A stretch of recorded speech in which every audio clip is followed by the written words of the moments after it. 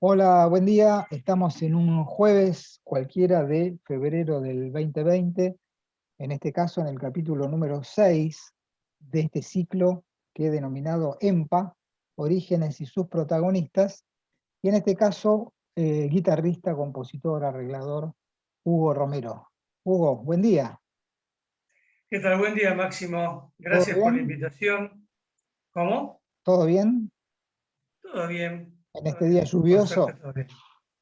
Sí, pero viste que la lluvia trae también tiene su onda. Tiene su onda. Bien.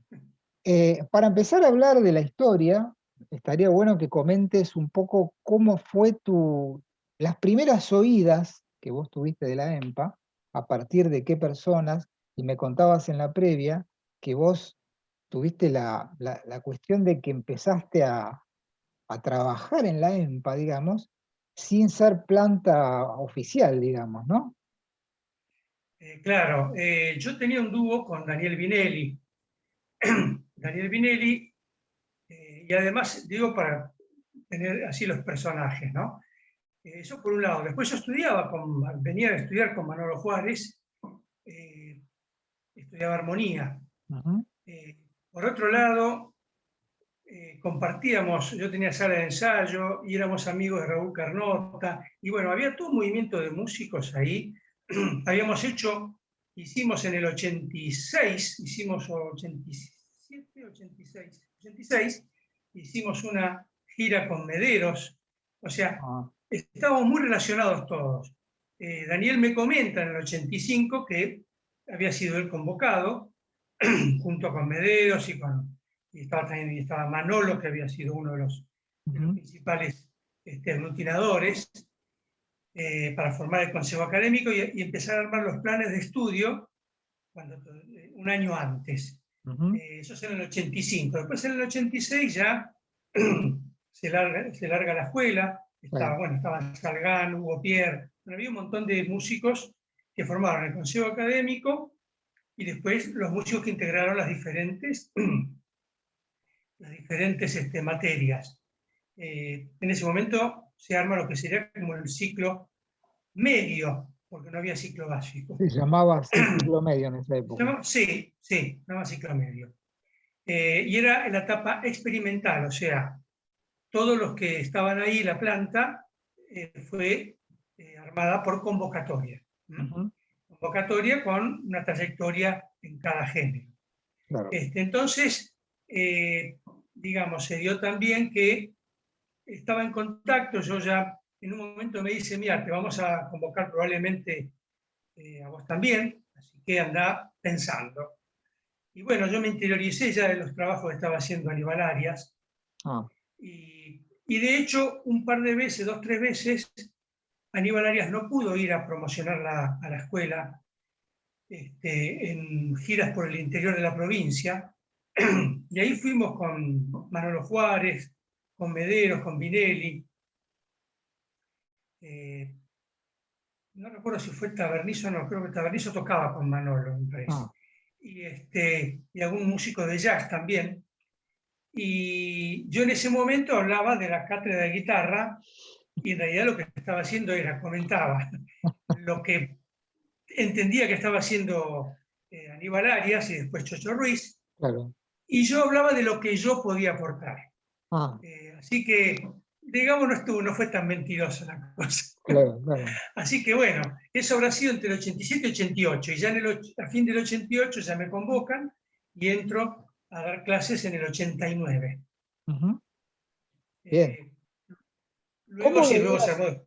cómo Sí. veías vos en aquella época, teniendo en cuenta que este invento, digamos, de una escuela de música popular dentro de la provincia de Buenos Aires, dentro del partido de Avellaneda, era una cosa muy novedosa en aquel momento, porque era la primera escuela que se abría en Latinoamérica de este tipo?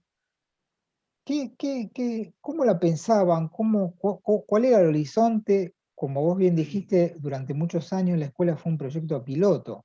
Ese proyecto piloto, yo me acuerdo cuando yo fui alumno del 87 al 90, cada año que pasaba sí decía, esto se termina, y nunca se terminó, digamos, sigue hasta ahora, ¿no? Por suerte, ¿no? Pero digamos, ¿cómo era la visión tuya respecto de aquella germen, digamos, de aquella época? Eh, ¿Qué sentías, digamos? ¿Qué sentías que se estaba armando? Bueno, primero fue una sorpresa muy grata, digamos. Era la primera vez que se le buscaba dar un rango así académico a Eh, la música popular. ujú, Lo que había de referencias seguían siendo los conservatorios clásicos, claro, a los cuales no queríamos parecernos. Si bien al principio se le decía Conservatorio de Música Popular, mm, y después quedó el nombre real que era Escuela de Música Popular. Y entonces, y después sonaba la Berkeley, sonaba algo, algunas escuelas de, como es de Brasil, pero no había, o sea, en realidad había que inventar algo.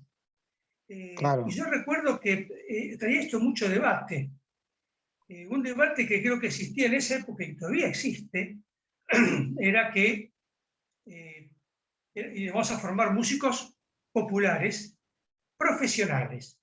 Esa era la idea. Eh, digamos, en eso, cuando uno decía profesionales, ya en esa época había como los que pensaban que ser profesional era el músico taxi.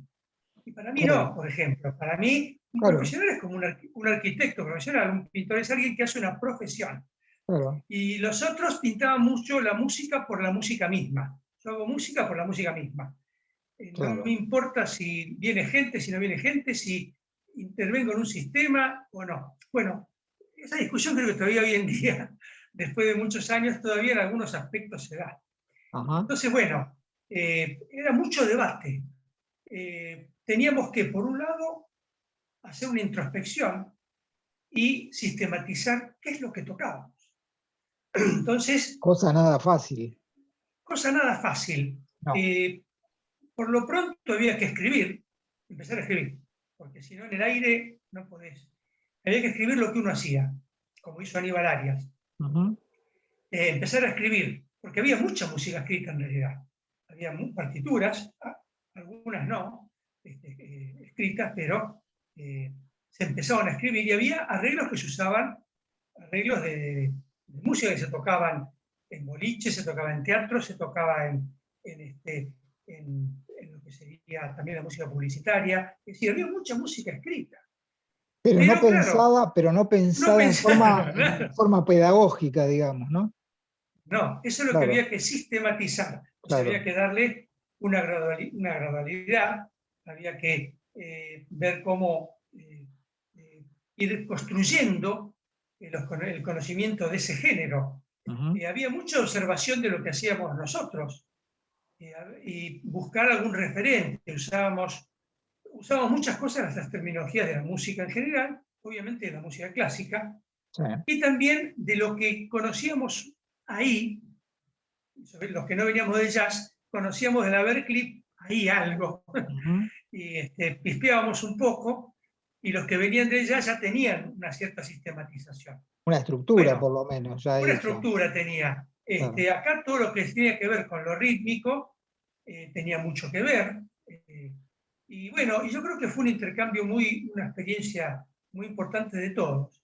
Hubo Ujú, sí un momento en que Rodolfo Mederos estaba como sería el representante de tango en el Consejo Académico. Que ujú, después, cuando se disuelve el Consejo Académico, se arman las jefaturas de área. ujú. Ahí yo entré por consenso entre profesores. Fue la última vez que hubo un procedimiento de esa naturaleza, después comenzaron los concursos de difícil Como currículum. jefe de área de tango, digamos. Por consenso entre todos los profesores. Dijeron, a ver, este flaco.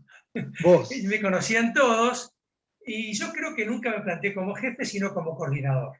Entonces Ujú, eso ah, fue, y sabían que era un tipo que sabía de lo que podía hablar, podía tener un criterio, y a la vez ellos sabían que no los iba a cuestionar su ego, digamos, de grandes maestros. ujú, Entonces, bueno, y ahí hubo un trabajo inicial que hizo Mederos, que fue acerca de los modelos rítmicos del tango. Él es muy interesante porque por primera vez es como que se sistematiza y se divide sectoriza cada elemento típico, de alguna manera, del tango en lo que respecta a la rítmica. Y eso es como que es como si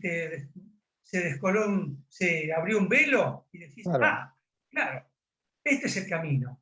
Así que claro, después cada uno en su instrumento empezó a investigar a partir de esto, y obviamente también eso traía polémicas, porque todas las nomenclaturas tenían que ver con nomenclaturas clásicas. Entonces, si esto lo llamamos marcato en 2, o marcato en 4, o pesante en 2, o pesante en 4, uno le ponía un nombre, y después yo vi que, inclusive con los años, se fueron modificando algunos nombres. claro, Bueno, ¿por qué? Y bueno, porque además algo en la música tiene que ver con la intención.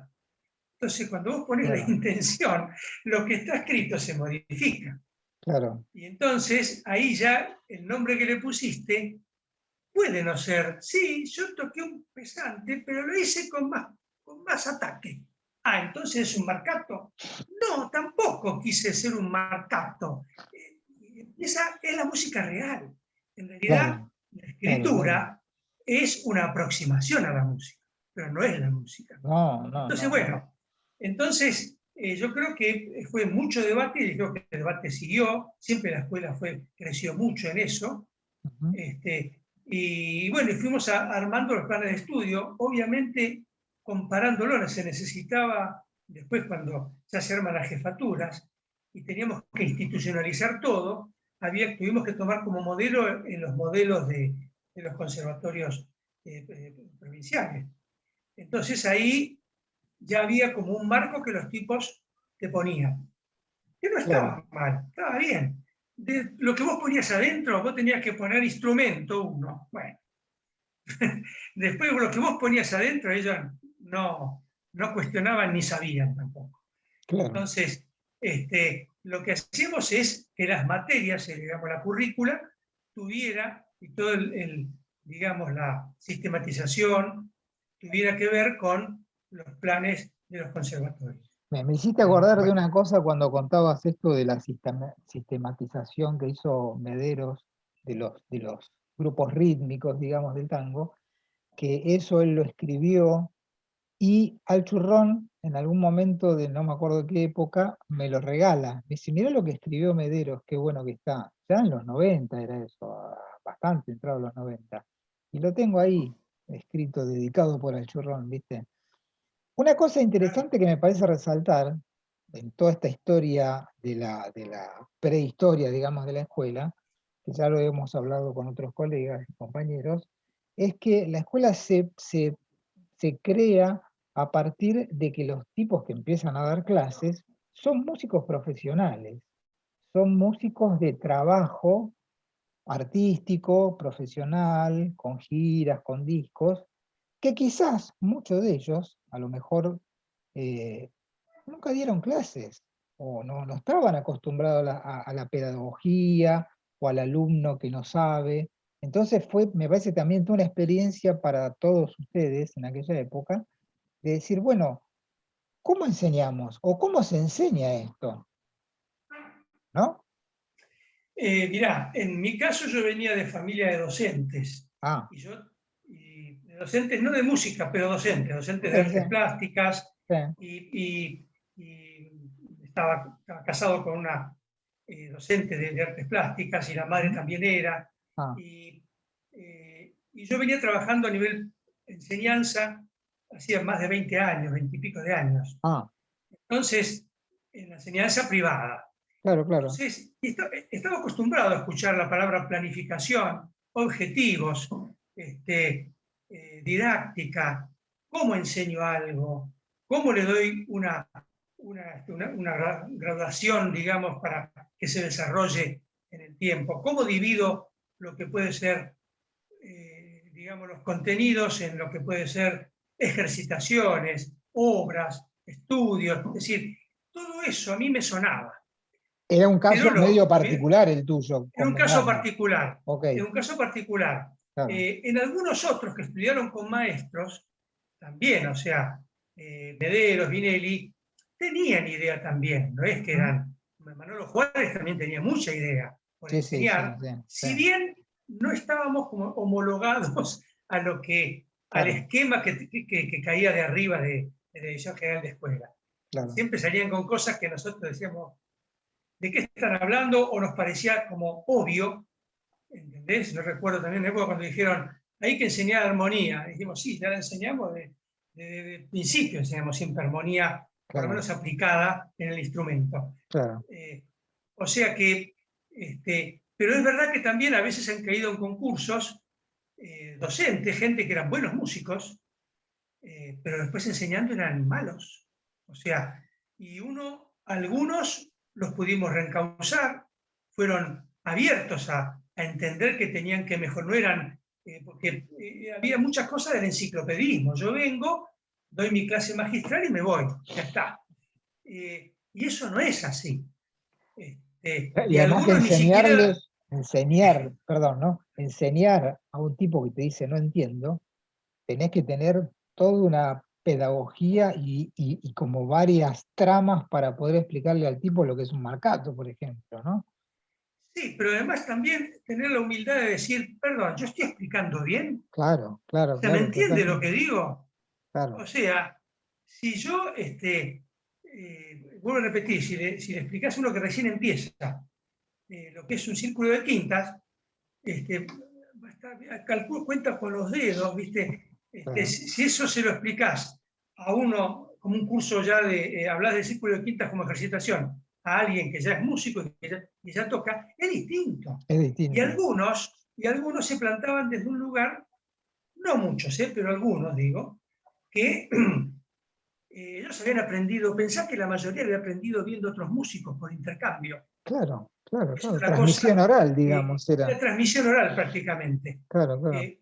La ventaja en el tango, que por ahí se daba menos en otros géneros, y sobre todo en el folclore por ahí, pero no es que no se daba, también se daba, era que el tango, con esto de los cambios y de trabajar en la noche y todo, había mucho material escrito. Entonces, por lo menos vos tenías que leer. Claro. Tenías que leer e No, incluso lo que leías, también saber adaptarlo a lo que estaba sonando. Que y por no ahí no había era discusión con exactamente respecto a igual. eso, no había discusión con No, respecto a eso, cosa que no. sí me han contado compañeros del área de folclore, que eso en un momento estuvo en discusión, si había que leer o no había que leer, ¿no? No, es bueno, había que leer, sí. No, no, eso no nos quedó como claro, había que leer sí o sí. Lo que sí también estaba digamos, también se trabajaba que el músico también tiene que saber resolver de oído también. Ujú. ¿Tá? O sea, hay situaciones donde uno en la vida profesional también tiene que resolver de oído. Sí, ¿Entendés? sí, sí. Se me voló la partitura Tenés que seguir tocando. el viernes. Y uno tiene que seguir tocando, de alguna manera, algo tiene que seguir tocando. A veces pasa, recuerdo un día en una grabación, este, eh, yo tenía escrito, encima era una tonalidad horrible, y tipo, la había bajado como si dijera esa fa sostenido, entonces tenía todo un cifrado, encima con notas, o sea, con dobles, un delirio, lo había estudiado, pero lo había estudiado así, ¿viste? Y la chica dice, ay, no, la persona dice, no, ¿sabes qué? No me queda bien. ¿Lo podemos subir o bajar?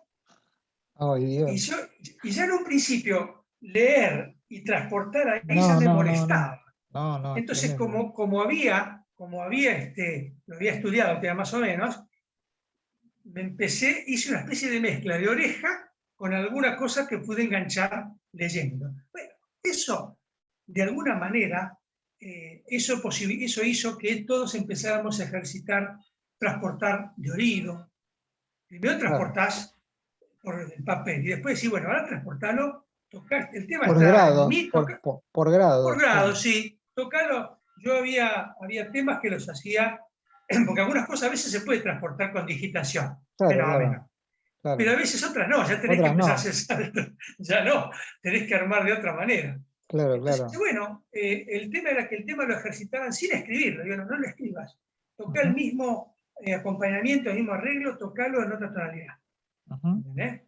Y eso es como una ejercitación, inclusive en práctica claro, grupal, e inclusive en los instrumentos. O sea claro. que, y después se inventaron en algunos casos tocar a la parrilla en la práctica de mederos, Sí, o tocar lo que sería la práctica espontánea en el área de folclore, de lo cual está folclore. muy bien eso.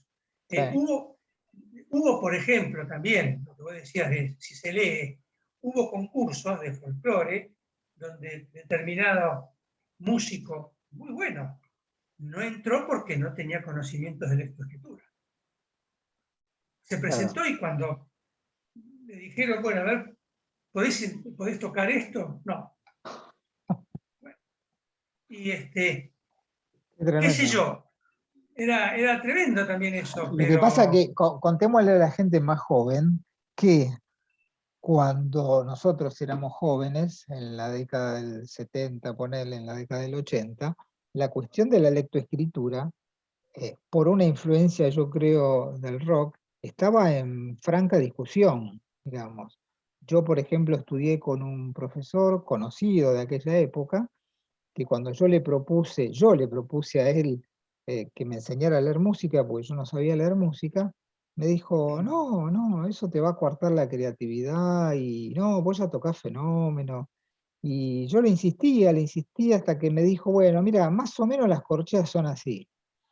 Yo cuando me dijo eso dije, "Mm, esto no está bien". El tipo me parece que tendría que haber sido más sincero y decirme, mira, yo te puedo enseñar esto, pero lo que vos me pedís lo tenés que ir a buscar a otro lado. Y al otro año lo ubico justamente tocando en el grupo de Rodolfo Mederos, a Buki Archela, que tocaba en aquella época, en el año 79, 80 sería, que en aquella época no existía ni el WhatsApp, ni internet, ni nada, había que llamar por teléfono, ubicar el teléfono de la persona. Buki ya daba clases en esa época. Entonces me acuerdo que lo llamé y le dije, bueno, mira, quiero estudiar. ¿Y qué quieres estudiar? Me dice, mira, quiero aprender a leer y escribir música. Bueno, me dice, diste con la persona indicada. Dije, wow, qué bueno, ¿viste?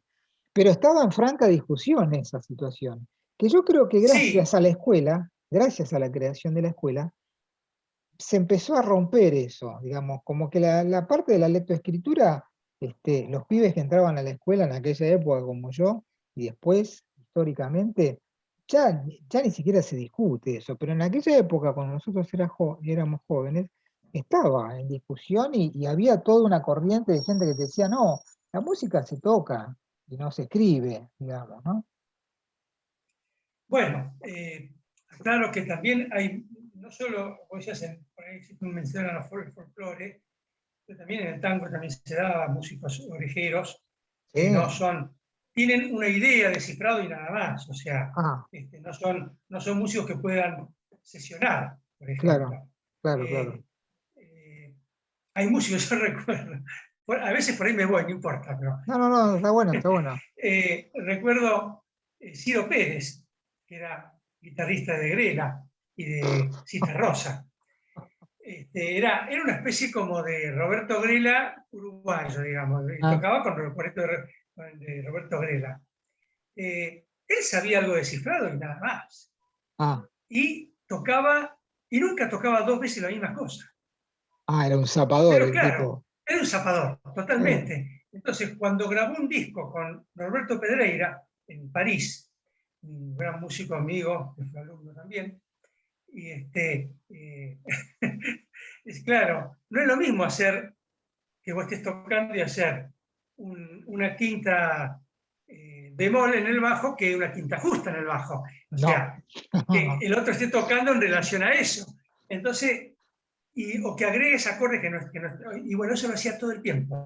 O Ah, sea que, pero bueno, tuvo que agarrar, sentarse y decir, no, no, no, pará, vamos a emprolijar todo esto.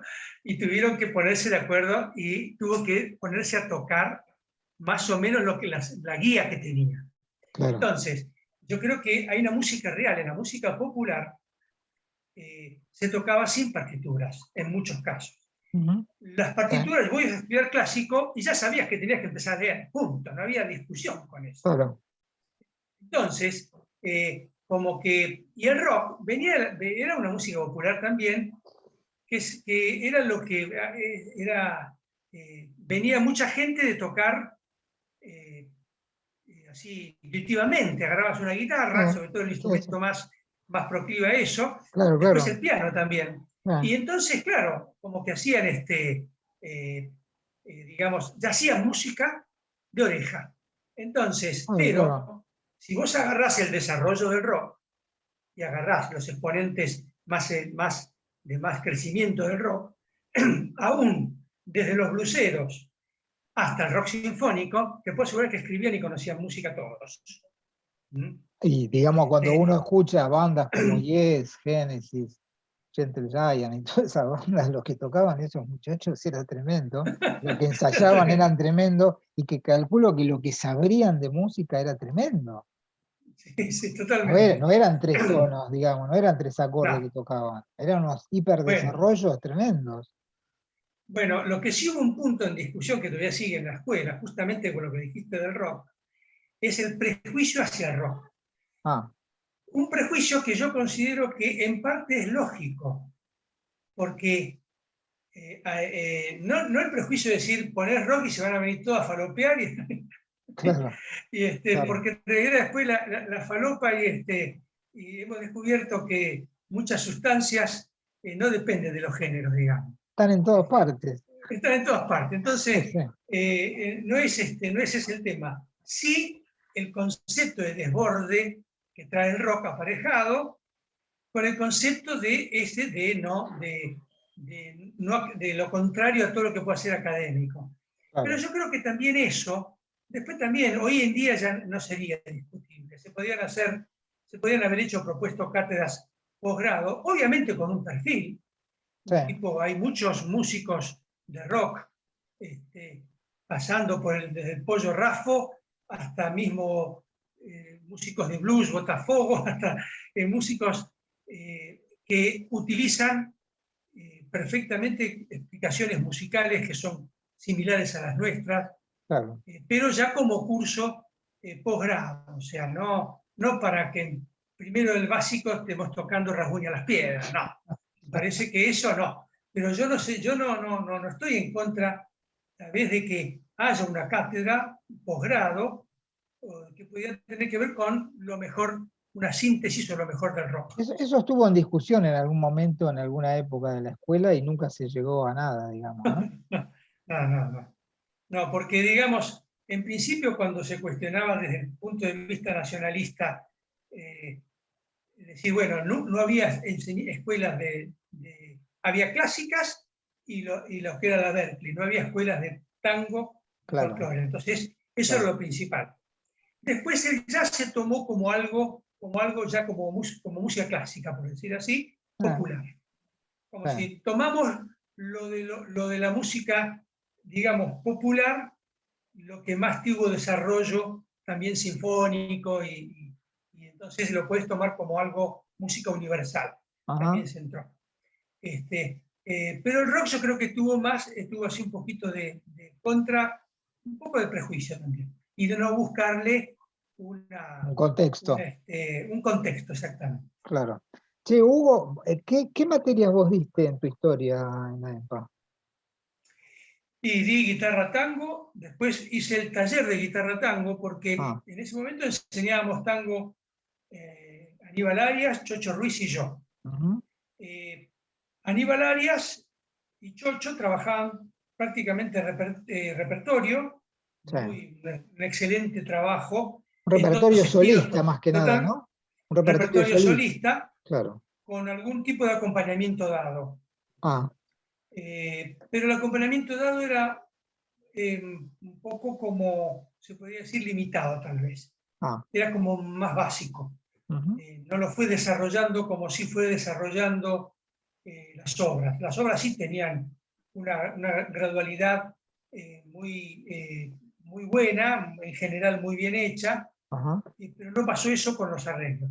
ah, Entonces yo venía ya trabajando de hacía un par de años antes en lo que era el concepto de técnicas de acompañamiento.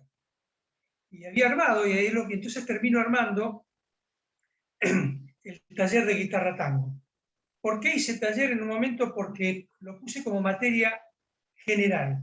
Porque en un momento empezó a pasar que yo era el moderno, y Aníbal y Chocho eran los más clásicos, y la gente se quería notar conmigo que era el moderno. Entonces yo dije, no, chicos, no se equivoquen. No saben qué importante que tengan ustedes a Aníbal y a Chocho. No, tremendo. Entonces, Una cosa, Hugo, ¿qué diferencia de sí, edad había en esos momentos entre estos dos referentes monstruos y vos, el moderno? Más o y no, yo menos. creo que habría unos 20 años. Ah, yo pensé que un poco más. No, me parece que no. Ah, Me parece que no. bien. Eh, Estamos hablando del año 89. Habría que ver. Yo creo que eran 20 años. Por 20 ahí, años. 25 Aníbal y 20 Chocho o por Ah, ahí. ah. Eh, Bien, pero Chocho había una brecha generacional importante ahí, digamos. había una brecha generacional importante, Claro. sí.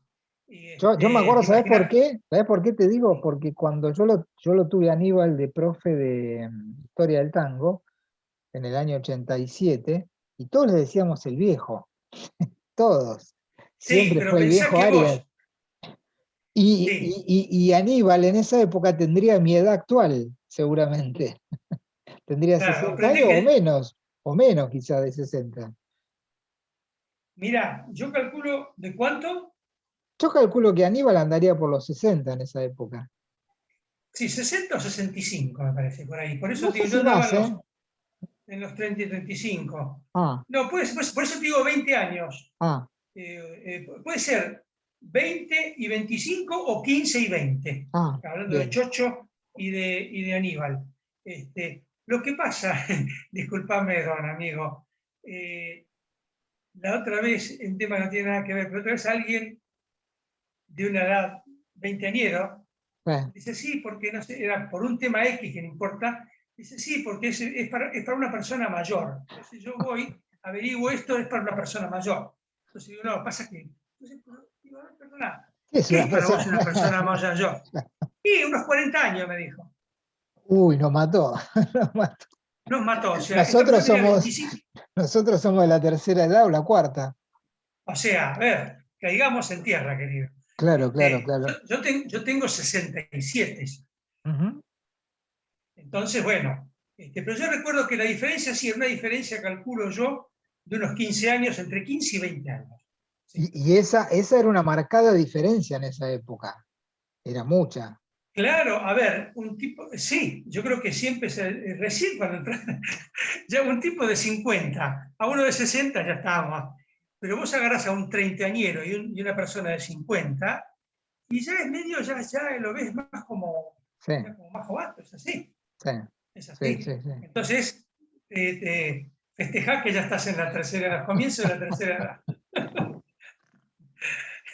Bien. Así que bueno, ese era. Entonces, la creación del taller de tango que vos hiciste era una especie como de complemento de lo que hacían Chocho y Aníbal. Claro, yo en su momento pretendo instalarla como materia este, eh, separada y la rama no me deja. La rama, o sea, tenía que hacer toda una movida que yo ya no tenía ganas de hacerla, Ujú. porque sentía que todo era nada más que por no darte más horas. Ah, ¿Viste? Era por, así eh, por una cuestión de plata era. ¿Está? Entonces lo que hice fue, en el paquete general, viste que uno podía meter 3 alumnos sí. 2 horas, en 2 horas o 12 en 1 hora. Inventé una en la cual hacía clases grupales Ujú. del taller. Entonces tenía, yo no daba, yo daba primer año y después segundo, tercer y cuarto daba taller, no daba instrumento. Ah, eso se lo Entonces, en el dejabas a paquete, Aníbal a Chocho. Aníbal y a Chocho. Claro. Entonces, eso fue al principio, te digo, los primeros prácticamente 10 años del Ah, taller.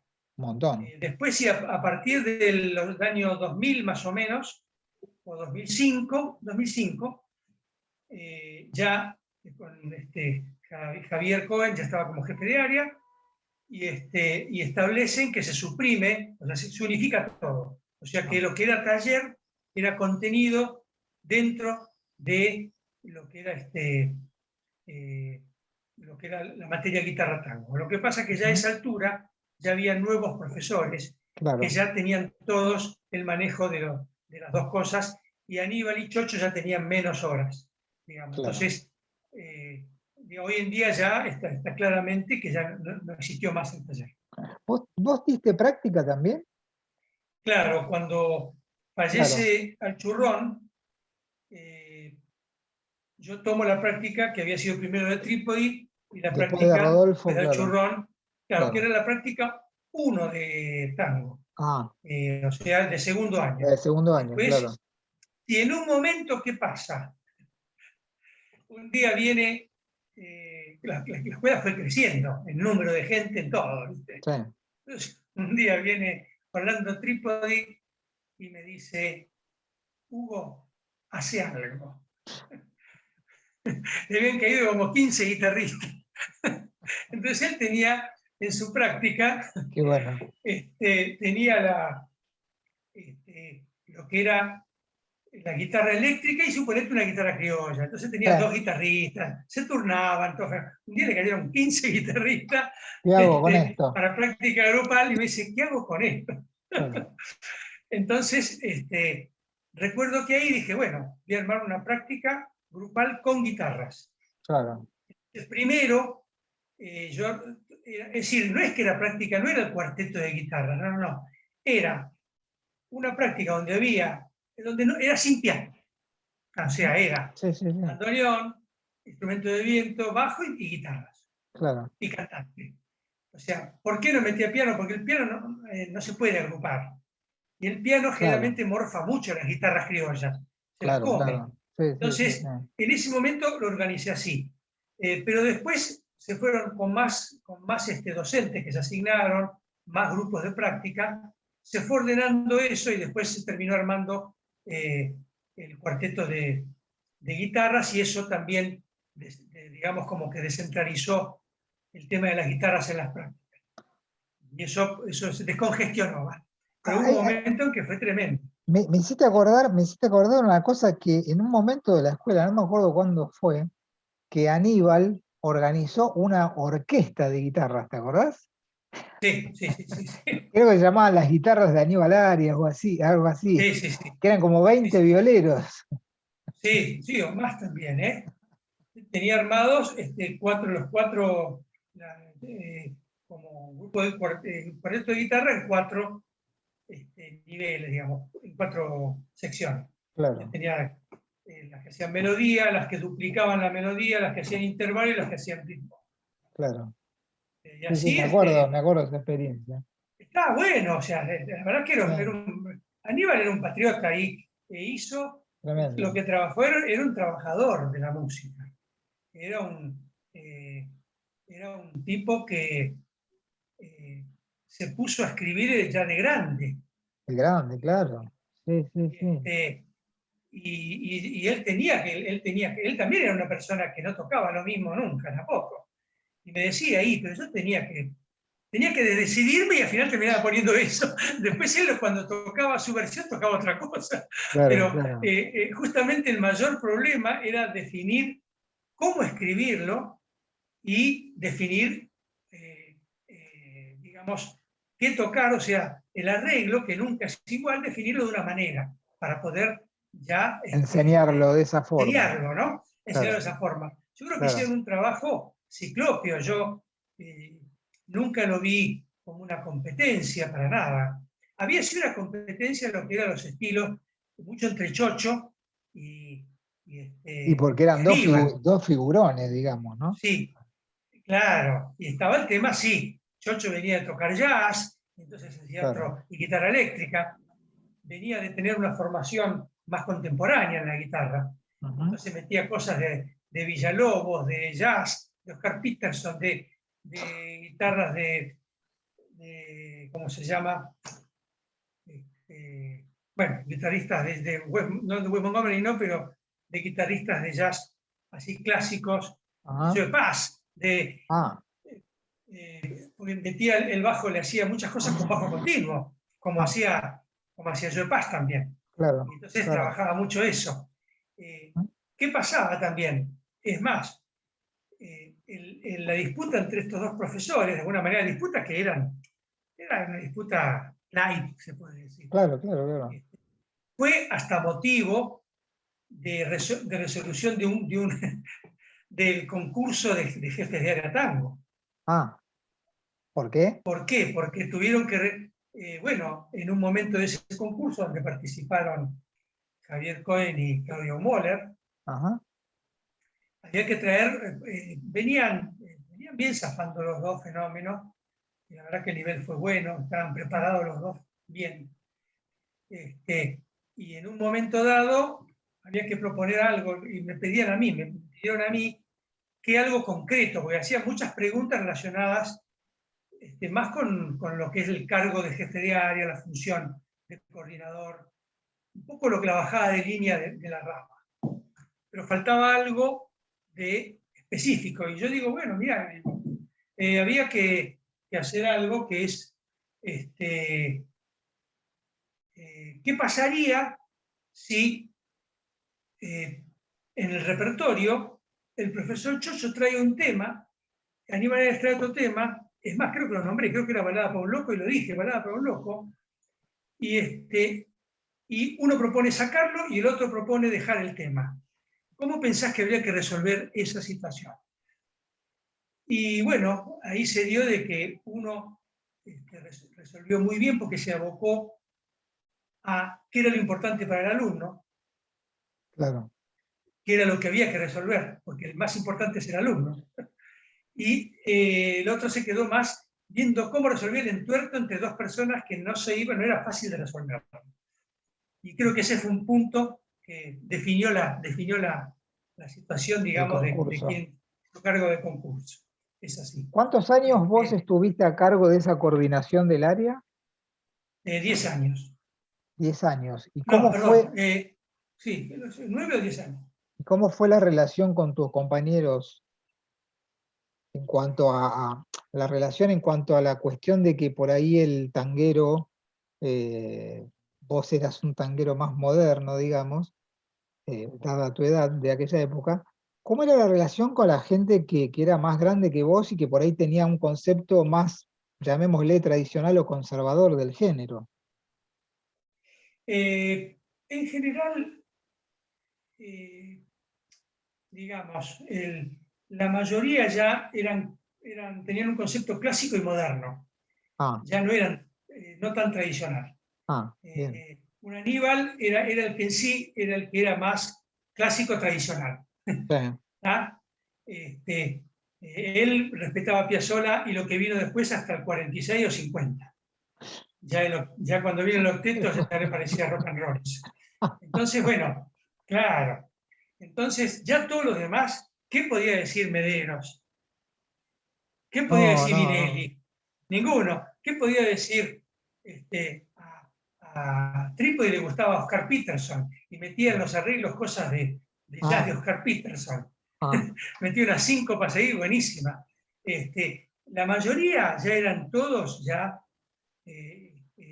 digamos, de nuestra generación, por decirlo así, Ujú. por ahí 5 años, 10 años más que yo, pero ya estábamos todos embarcados en una nueva visión del tango. Además que convengamos que para la gente que no lo conoce o no sabe la historia por ahí de Mederos y de Vinelli, fueron tipos que estuvieron a la vanguardia del género, digamos, en su momento, en los 70, en los 80, ¿no?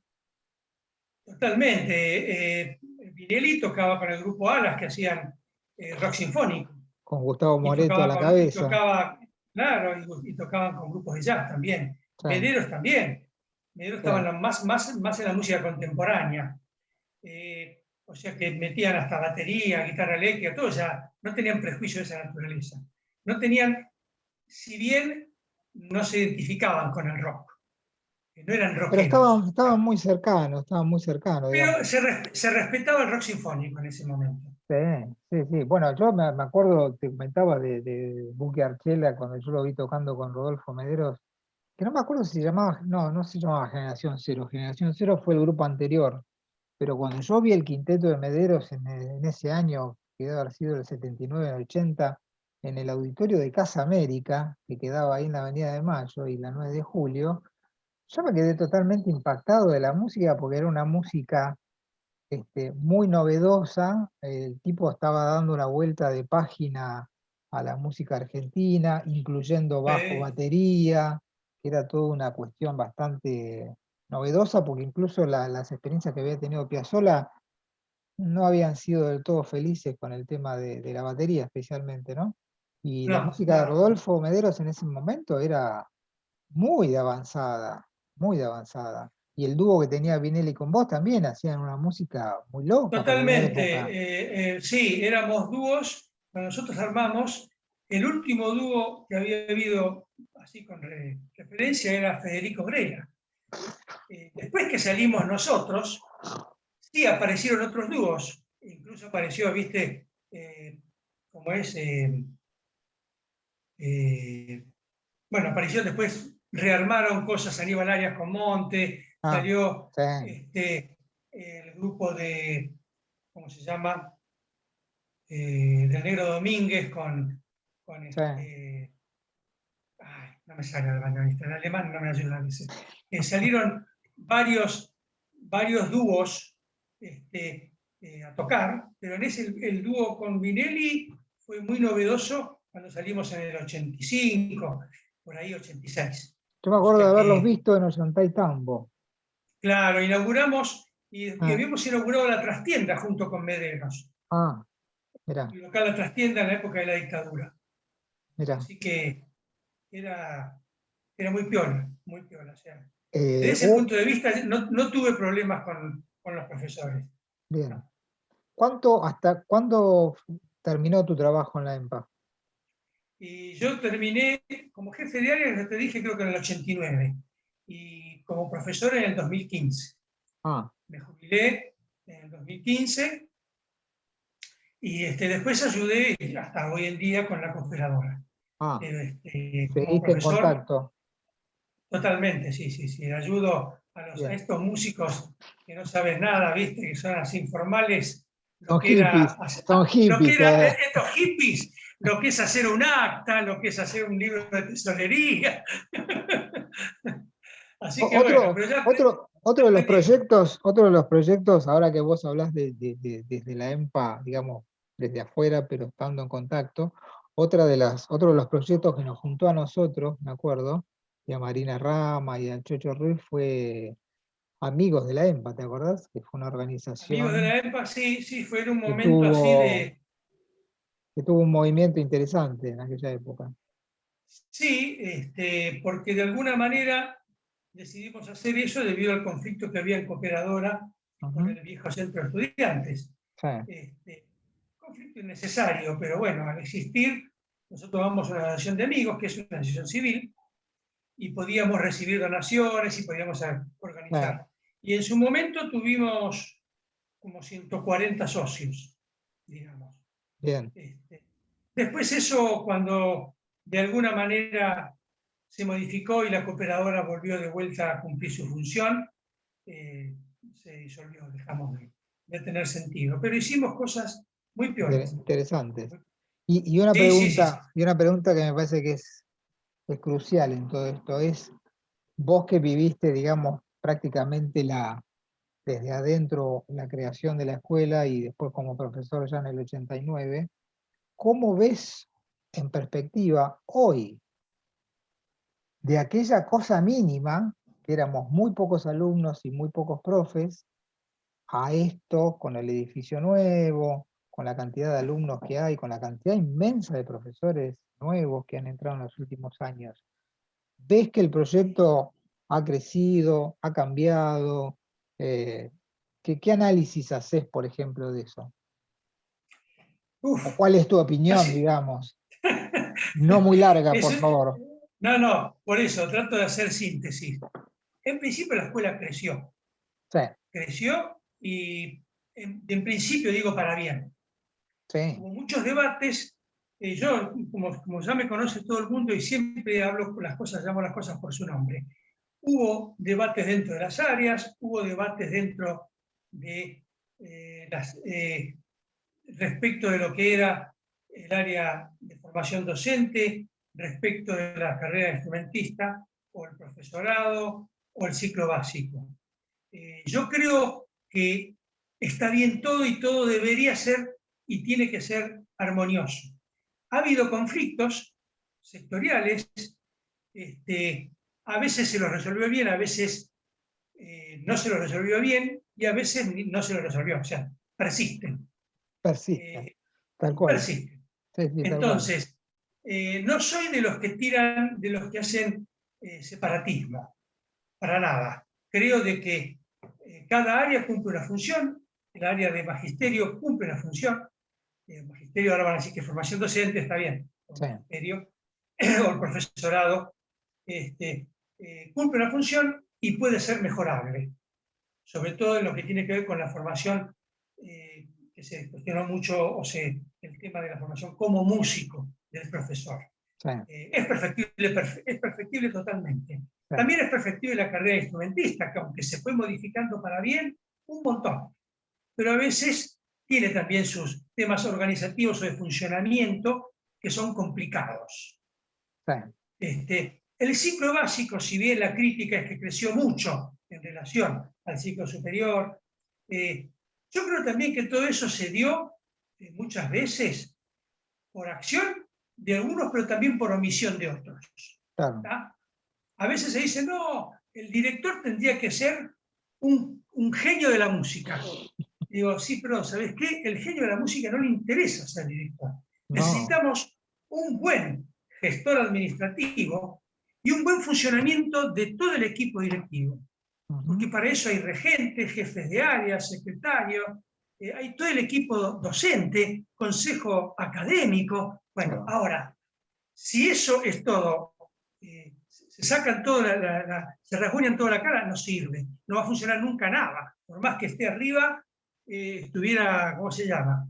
El que maneja la Berkeley, o viniera Mill Davis, sí, Gary Barton, o Mill Davis o Astor Piazzolla. No va a funcionar igual.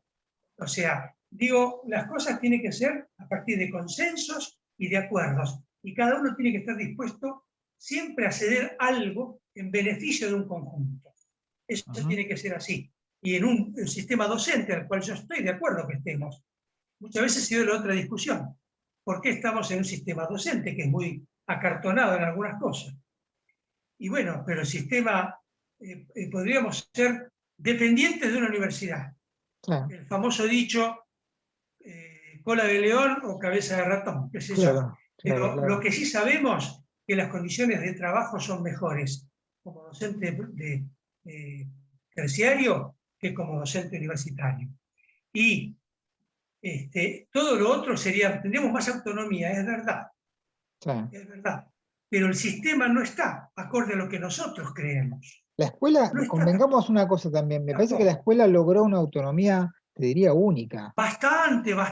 Única, yo creo, porque bastante. la escuela propuso en aquella época prehistórica, y se corrigieron. Propuso un montón de cosas que eran totalmente fuera de la norma, y los gobiernos y los ministros aceptaron esas propuestas de la escuela. Aceptaron y pasó a formar muchas cosas de lo que se llama los trayectos institucionales, que son, supuestamente no están en la currícula, pero uno les puede dar importancia, la misma importancia que si estuvieran dentro del espacio curricular, dentro, digamos, perdón, dentro de la carrera. Son espacios extracurriculares, pero están.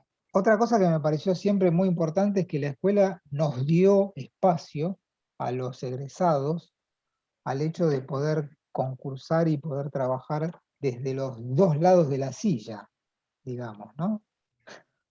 Bueno, eso puedo decir que fuimos, la camada de jefes de área y directivos de los 90, fue algo hecho a propósito. La idea no fue algo que porque sí, no, fue un objetivo de que reciclar, por decirlo de alguna manera, a docentes, a alumnos que tenían una buena performance y ganas, reciclarlos para que sean alumnos y no que sean todos de afuera. Es decir, fue algo buscado eso. Una buena política, me parece. Más allá que siempre de algún lado aparecía, de repente aparecía así, el que se presentaba de adentro era más o menos, el que venía de afuera era muy bueno, se elegían de afuera. Pero hubo una política de promover eso fue adrede en todo el equipo directivo de esa época. Me parece que es fundamental eso de que nosotros como alumnos o exalumnos o egresados, tener la posibilidad de trabajar en el lugar donde nos formamos para seguir pasando todas las cosas buenas que nos pasaron como alumnos y corregir quizás algunas de las cosas que no nos fue tan bien. Entonces me parece que Sí. esa cuestión de estar en los dos lados de la silla, como me tocó a mí y a tantos otros, fue muy interesante. Hugo, nos quedamos sin tiempo. Pasó una hora ya, parece que no, Pero pero buenísimo, eh, buenísimo, te súper buenísimo. agradezco que hayas estado en el ciclo, me parece muy, muy interesante todo lo que contaste. Quedan un montón de cosas más para charlar, pero sería muy largo. Y tendríamos que hablar Bueno, muchas horas el año que viene, si seguís, por ahí hacemos otro. claro, claro. Así que bueno, te No, agradezco enormemente tu aporte. bueno, yo también te agradezco, Máximo, me parece muy bueno esto que estás haciendo. Así que bienvenido y bueno, que sigas desarrollando esa tarea con colegas también que estuvieron en ese. Buenísimo. Bueno, esto fue el capítulo número 6 de EMPA, Orígenes y sus protagonistas, en este caso, Hugo Romero. Hugo, nos veremos. Nos veremos. Un abrazo grande, que sigas Igualmente, bien, gracias. que sigas Hasta bien. luego.